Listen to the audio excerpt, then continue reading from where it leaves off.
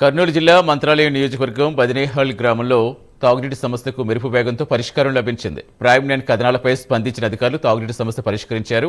ఈ నెల 6న బదినేహల్ గ్రామ సభ రద్దయింది. త్రాగునీరు లేక తీవ్ర ఇబ్బందులు పడుతున్నామని మహిళలు పంచాయతీ ఆఫీస్ ముందు ధర్నా చేశారు. ప్రైమ్ లైన్తో తమ గోడు పంచుకున్నారు.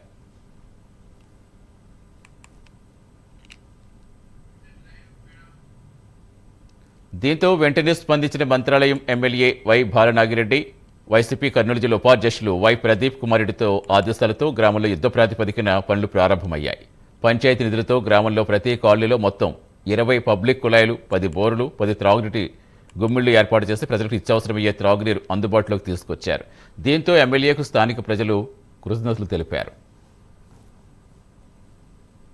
ఈ రోజు నీళ్ళు పడేవా, మాకు సంతోషమైంది.